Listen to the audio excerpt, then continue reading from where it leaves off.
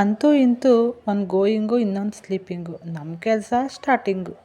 ಮನೆ ಅಂದಮೇಲೆ ಗುಡ್ಸು ಒರೆಸು ಅಂತ ಸ್ಟಾರ್ಟ್ ಆಗೋದು ಮಲಗೋ ತನಕ ಒಂದೊಂದು ಕಮಿಟ್ಮೆಂಟ್ ಇದ್ದೇ ಇರುತ್ತೆ. ಇನ್ನೇನು ಮಾಡೋದು ಅಂತ ಕೆಲಸ ಶುರು ಮಾಡಿದೆ. ಇರಲಿ, ನಮ್ಮ ಕೆಲಸ ನಾವೇ ಮಾಡ್ಕೋಬೇಕು, ಯಾರಿಗೂ ವೆಯ್ಟ್ ಮಾಡೋಕ್ಕಾಗಲ್ಲ ಅಲ್ವಾ ಅಂತ ಸ್ನಾನ ಮಾಡ್ಕೊಂಡ್ಬಂದೆ. ಆಯಿತು. ಅದಾದಮೇಲೆ ಇರುತ್ತಲ್ಲ ಹೆಣ್ಮಕ್ಳಿಗೆ ಸ್ವಲ್ಪ ಟಚಪ್ಪು ಮೇಕಪ್ಪು ಎಲ್ಲ. ಇದೆಲ್ಲರ ಮಧ್ಯೆ ನಮ್ಮನ್ನು ಸ್ವಲ್ಪ ನೋಡಿ ಅಂತ ದೇವ್ರ ಮನೆ ಕಡೆಗೆ ನಮ್ಮ ಪಯಣ. ದೇವ್ರ ಮನೆ ಕ್ಲೀನ್ ಮಾಡಿ ಹೂ ಮುಡಿಸಿ ಅಂದ ಚೆಂದಕ್ಕಂತ ರಂಗೋಲಿ ಬಿಟ್ಟು ಅರಿಶಿನ ಕುಂಕುಮ ಹೂವು ಇಟ್ಟರೆ ಮುಗೀತು ಅಲ್ಲಿಗೆ ನಮ್ಮ ಕೆಲಸ. ಇನ್ನೇನಿದ್ರು ದೀಪ ಹಚ್ಚಿ ಊದ್ಗಡ್ಡಿ ಬೆಳಗಿದ್ರೆ ಆಯ್ತಪ್ಪ ದೇವ್ರ ಮನೆ ಕೆಲಸ ಅನ್ನೋಷ್ಟರಲ್ಲಿ ಕೈ ಮುಗಿದು ಕಣ್ಮುಚ್ಚಿ ಕಣ್ಬಿಟ್ರೆ ಗಂಟೆ 1.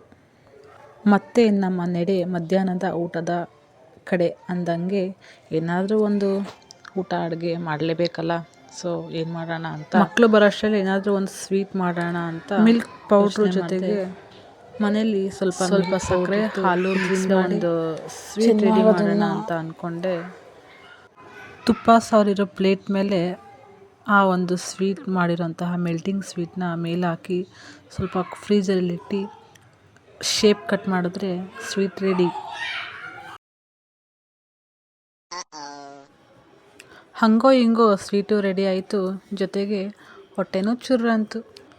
ಸ್ವಲ್ಪ ಅನ್ನ, ಸ್ವಲ್ಪ ಸಾಂಬಾರು, ಒಂದಿಷ್ಟು ಹಪ್ಳ, ಆಮೇಲೆ ಸ್ವಲ್ಪ ಮೊಸರು, ಮಾಡಿರೋ ಸ್ವೀಟು ಅಂತ ತಟ್ಟೆನೂ ತುಂಬಿತು, ಜೊತೆಗೆ ಹೊಟ್ಟೆನೂ ತುಂಬಿತು.